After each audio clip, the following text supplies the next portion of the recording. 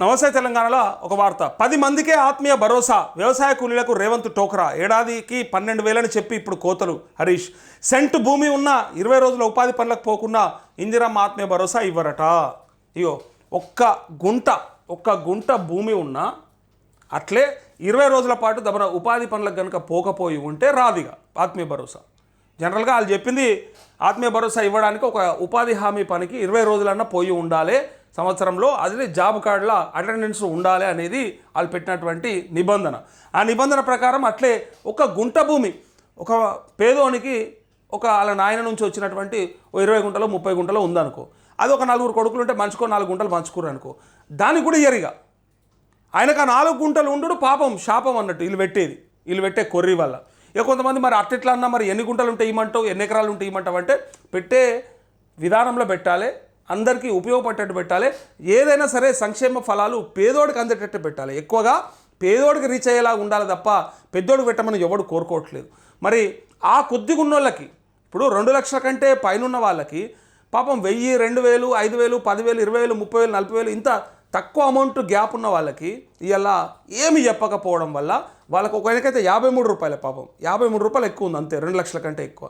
మరి అట్లాంటి వాళ్ళకి ఏమి చెప్పకుండా మరి అట్లా మీరు ఒకవేళ ముందే కనుక గైడ్లైన్స్ ఇచ్చే ముందే 2 లక్షల లోపు చేసుకుంటే తప్ప మేము రుణమాఫీ చెయ్యమని ఒక క్లారిటీ ఇచ్చి ఉంటే చాలామంది చేసుకునే వాళ్ళు ఇప్పుడు ఆల్రెడీ కట్టుకొని ఉన్నారు కదా, అంతకంటే ముందే మీరు చెప్పుంటే వాళ్ళు కట్టుకొని రెడీగా ఉండేవాళ్ళు కదా, మీరు ఇచ్చే 3వ విడతలో 4వ విడతల్లో వచ్చేది కదా.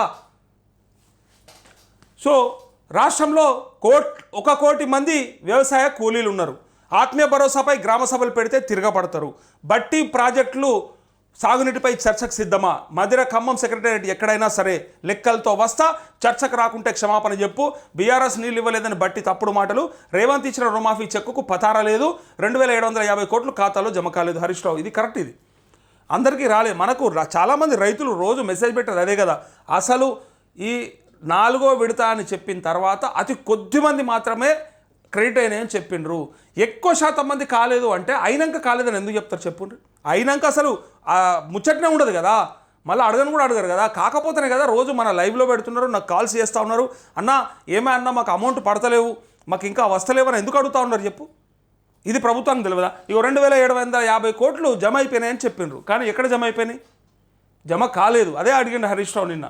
అయితే 5 గుంటల భూమి ఉన్న వ్యవసాయ కూలికి 1,500 రైతు భరోసా వస్తే ఆత్మీయ భరోసా కింద 10,500 రూపాయలు నష్టపోవాల్సి వస్తుంది. 10 గుంటల భూముల ఉన్నోళ్ళు 3,000 రైతు భరోసా వస్తే ఆత్మీయ భరోసా కింద 9,000 నష్టపోతారు. అరెకరం భూమి ఉన్నోళ్ళు 6,000, 30 గుంటల భూమి ఉన్నోళ్ళు 3,000 నష్టపోవాల్సి వస్తుంది అంటూ లెక్కేసాడు. ఎట్లా లెక్కేసారు అంటే ఒకవేళ వ్యవసాయ కూలీకి రైతు భరోసా కనుక వస్తే అంటే ఎట్లొస్తుందో తెలుసు కదా మనకి, 6 నెలలకి 6,000 రూపాయల చొప్పున. సో ఈ లెక్కన వాళ్ళకి ఆత్మీయ భరోసా కనుక ఇస్తే ఈ వ్యవసాయ కూలికి ఎంత వస్తుంది? ఒకవేళ ఆ 5 గుంటల భూమికి 1,500 రూపాయలు వస్తుంది. రైతు బంధు కింద 1,500 రూపాయలు మాత్రమే వస్తుంది 5 గుంటల భూమి ఉంటే. ఆయనకి మరి ఈ 10,500 రూపాయలు నష్టపోవాల్సి వస్తుంది. ఒకవేళ దీనికి ఎలిజిబుల్ అయితే దీన్ని తీసుకుంటారు కదా రైతు భరోసా కింద, ఆయనకు 1,500 రూపాయలు ఇచ్చేయండి అనుకో 5 గుంటలకి, అప్పుడు ఇది నష్టపోతాడు కదా, ఇక్కడ అమౌంట్ తక్కువ వస్తుంది కదా. అట్లనే ఇంకా ఎంతెంత వస్తే ఆ ఎంతెంత నష్టపోతారనే లెక్క ఇక్కడ రాసి పెట్టిండు. అందుకే వీళ్ళు చెప్పేది ఏంటంటే ఇగో మీకు కూడా అర్థం కావాలి ఇది. హరీష్ రావు చెప్పిన లెక్క మనకు ఒకసారి క్లారిటీ ఉండాలి, ఎందుకంటే ఆత్మీయ భరోసా వస్తే ఇది రాదు కాబట్టి రైతు భరోసా.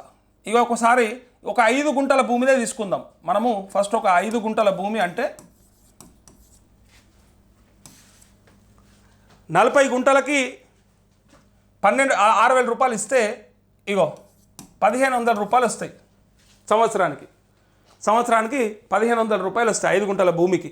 అయితే ఇక్కడ చూడండి వస్తే 10,500 ఎట్లా నష్టపోతాడు అంటే ఇక్కడ 12,000 రూపాయలు ఇస్తామని చెప్పారు సంవత్సరానికి. దేనికి? ఒకవేళ భూమి లేని పేదలకి ఆత్మీయ భరోసా. ఇది ఆత్మీయ భరోసా, ఇది ఇందిరమ్మ ఆత్మీయ భరోసా పేరు. సో ఇక్కడ అతి కొద్ది భూమి ఉన్నందుకు ఈయనకి ఇక్కడ రైతు బంధు వేస్తారు.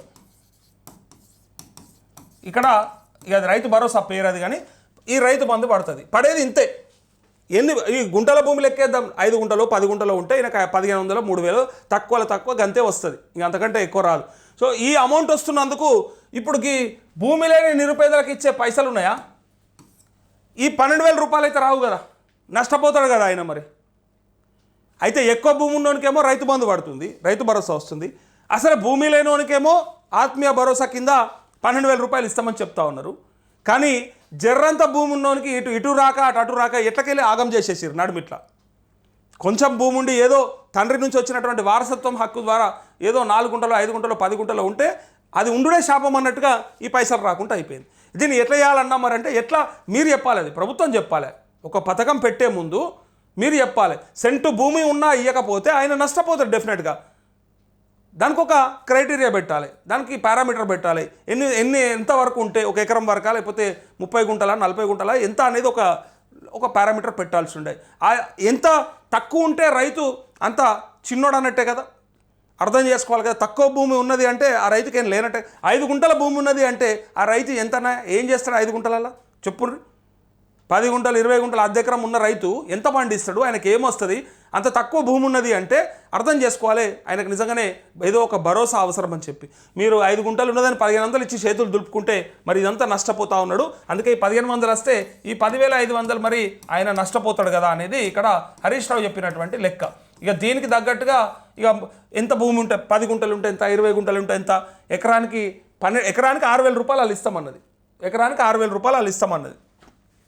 సో దాని ప్రకారంగా ఈ లెక్క సంవత్సరానికి ఎంత అండ్ ఇది సంవత్సరానికి అన్నట్టు. సో అట్లా నష్టం చేయకుండా ఏదైనా ఉపయోగపడేటట్టు చేయండి అని చెప్పి ఆయన లెక్కేసి అరెకరం భూమి ఉంటే ఎంత వస్తుంది, ఎంత నష్టపోతున్నాడు, అట్లే తక్కువ భూమి ఉన్న వాళ్ళకి ఆత్మీయ భరోసా అందకపోవడం వల్ల వచ్చే నష్టాన్ని ఆయన లెక్కలేసి నిన్న చెప్పిండు. రుణమాఫీ గురించి కూడా మాట్లాడిండు. ఇగో రుణమాఫీ ఎంత ఇచ్చిండ్రు, ఇస్తే కనుక మొన్న ఇచ్చిన చెక్కుకు పతారా ఉన్నదా, అసలు యాడున్నదా చెక్కు, పడ్డాయా అందరికి పైసలు అని చెప్పి డైరెక్ట్గా అడిగిండు.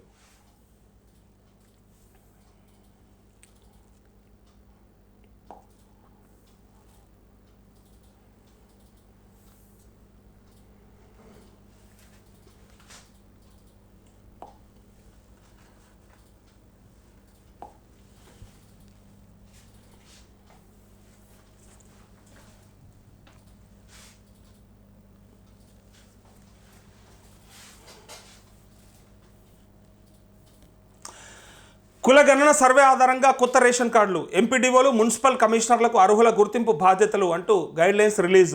మనం కొత్త రేషన్ కార్డుల గైడ్లైన్స్ మొన్న కూడా చూసినాము. సో దాని ప్రకారంగా ఇవాళ పత్రికలో వచ్చినటువంటి వార్త. మరి కులగణన సర్వే ఆధారంగా తీసుకుంటే నిజంగానే రేషన్ కార్డులు నిజంగా అందరికి అందుతాయా అనేదే ఇక్కడ చూడాలి. వీళ్ళు ఏం గైడ్లైన్స్ పెట్టుకున్నారనేది మనం మొన్న కూడా డిస్కస్ చేసుకున్నాం. అయితే ఇక్కడ వీళ్ళు చెప్పింది ఏంటంటే, ఇటీవల నిర్వహించిన కులగణన సర్వే ఆధారంగా ఈ నెల 26 నుంచి కొత్త రేషన్ కార్డుల జారీకి రాష్ట్ర సర్కార్ సిద్ధమైంది.